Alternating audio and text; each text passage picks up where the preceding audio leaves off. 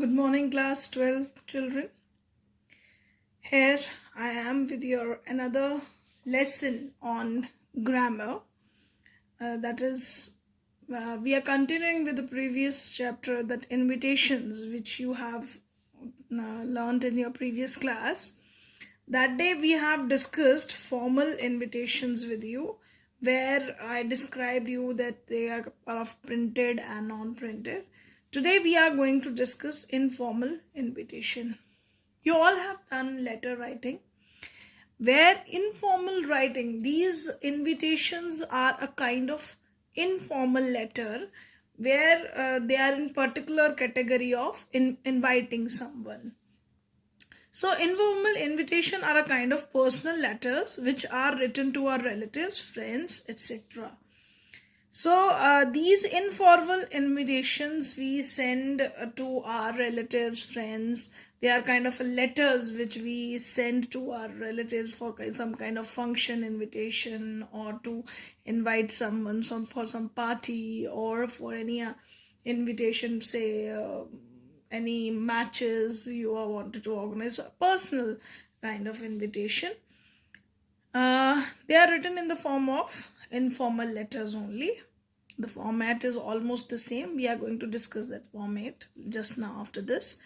The style of informal invitation is relaxed and informal. Just as in an informal letter, when we write a letter to our friends and relatives, same way, informal way or in a relaxed way, we can write this letter. We can be a little bit personal in such kind of invitation. Now, personal feelings and emotion can be expressed as you are writing it to your friends and relatives. They are close to you. You can be bit informal, and you can even relax. You can express your feelings, what kind of feelings you are going through, or emotions related to the topic given, that you can express there. The length shouldn't exceed 50 words.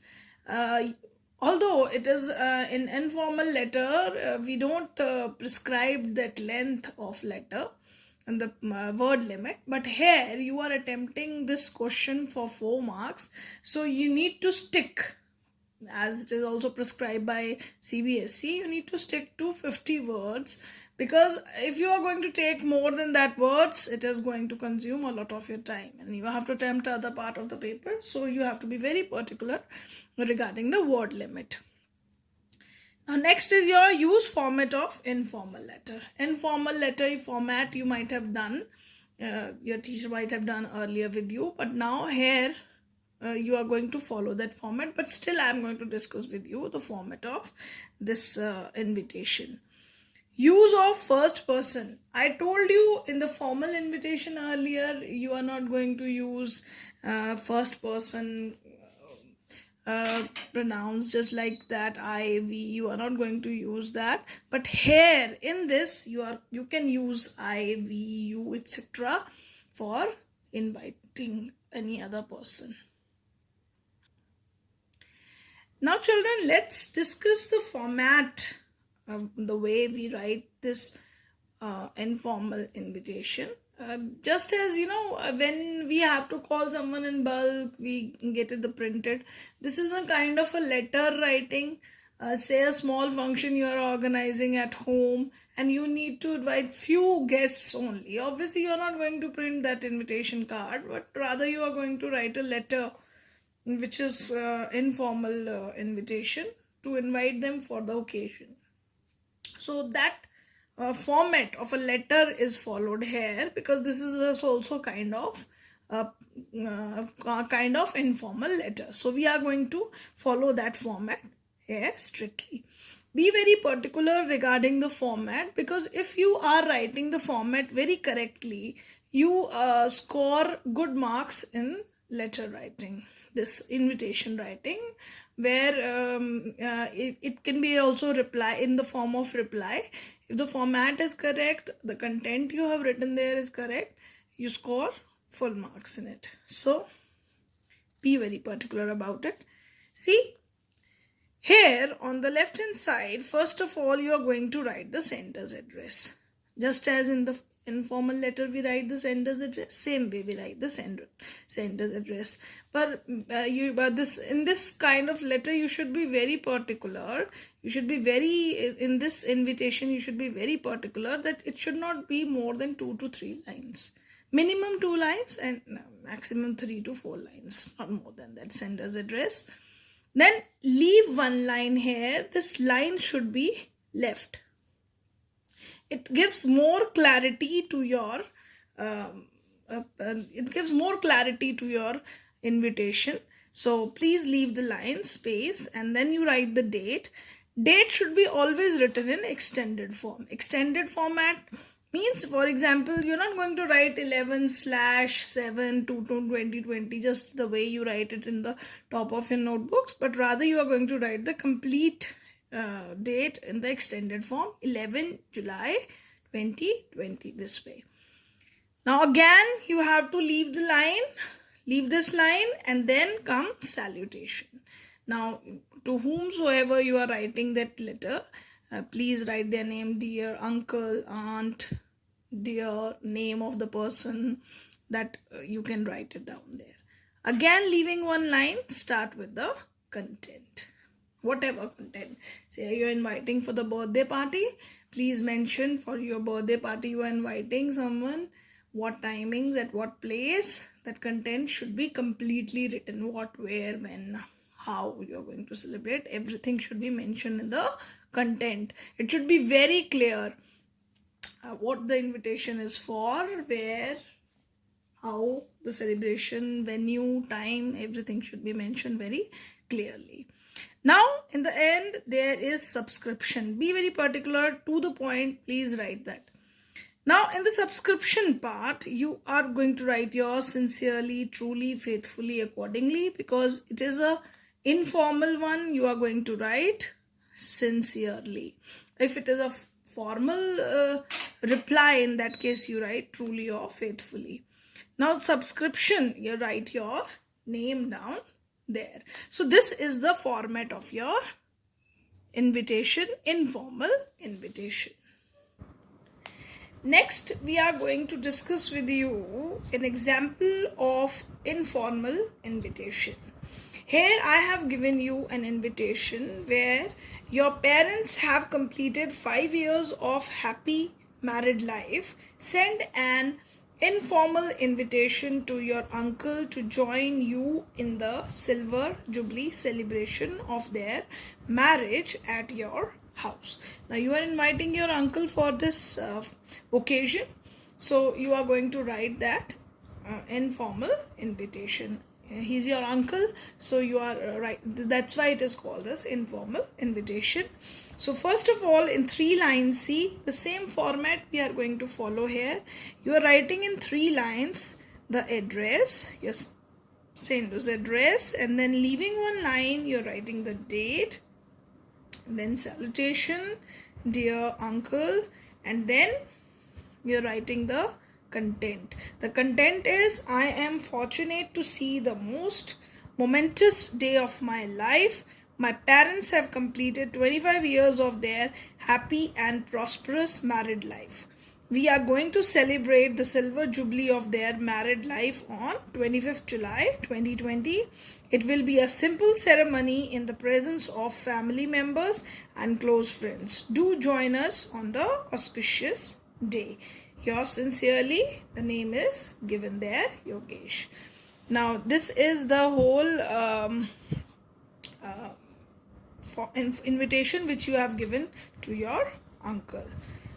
So please be very particular. See, the date is mentioned here, 25th July, and then it is also mentioned that it is a simple ceremony. Very limited people are there, family members and close friends are there, and you wanted them to join you for this occasion. And right down there you have written your name, yours sincerely, Yogesh. Now this is an example of informal invitation which I have given to. Now children, I will tell you how to reply formal and informal invitations. Simply few rules you have to follow while responding to such invitation. Say just now we have discussed that how you send an invitation to your uncle for your parents' silver jubilee celebration. Now, first of all, whenever you are replying to someone, it should be very short, brief, and to the point. Such letters demand brevity and formal treatment. You need not to be much more expressive. Simply convey them what your response is to the invitation. Now, informal replies give us a better chance to express our most personal feelings or desires in an informal style. Now, when we are replying informally, there we can express our emotions and feelings, but not in formal replies. Refined style and elegance are the important while writing formal and informal replies. Now, what is refined style and elegance? Because say you are responding positively, the way you should respond should look very elegant, decently you should be responding. Even if you are not agreeing to something, say you are not able to come, then also very elegantly, very polite reply should be given that you are not able to come due to some work or something, in a very polite manner, in a very elegant manner that shows the way you present yourself in the letter. That should be very much, that is very important while responding. It should not look rude that you are responding negatively, that I cannot come or something like that. Very politely, in a very polite way. Now I have given you a letter writing where respond to the letter is given. Let's discuss that. Children, here is a reply to your question 1. Just now, the invitation to your uncle for the silver jubilee. I have simply written reply to question 1. Now, you can write the same question out there. This is, again, address is given up there.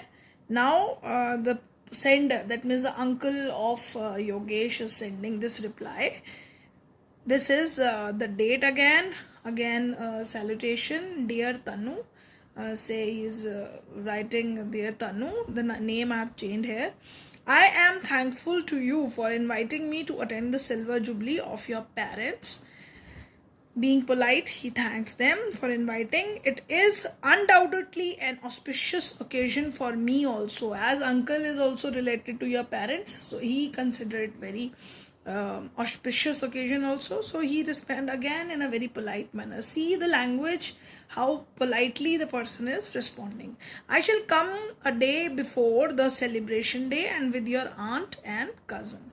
The person is informing that he will be one day earlier to the reaching the place. I shall lend a helping hand in making preparation for the function. And in a very polite manner, he is also responding that I will also help you in the preparation of the function. Alice is relative, so his personal feelings he has also shared in it in the reply, because it is an informal reply. And then yours sincerely, Dev Kapoor, the name is given to you. Now we are going to discuss here another kind of reply which is informal. Again, it will be a formal reply, because sometimes formal letters you have previously done formal invitations, so you should also know what kind of response should be given in the formal invitations. Now this formal reply. I have given you another question. You are Raj or Rashi Rana. You have been invited to participate in seminar on fundamental rights of children organized by the Lions Club of your district. Respond to the invitation by writing a letter to the secretary of the club. Now, when you are responding, as I told you, the invitation, either you have to accept the invitation or either you have to deny the invitation. So one option is there. So in this invitation, it is a formal invitation, so a little bit format is changed here. First of all, just as in the formal letters, we write the address of the person who's writing and then the person to whom you are sending the letter. So the address is written up there, and sender's address, then date is written, and then the address of the person to whom you are sending the letter. It is the letter to the secretary. It is given here there, the secretary, the Lions Club, Rajpur Road, Dehradun.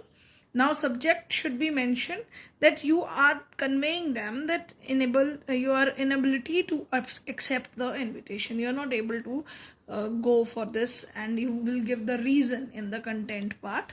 Now sir, he's saying that thanks for inviting to participate in a seminar on fundamental rights of children. Again, as I told you, your replies should look elegant.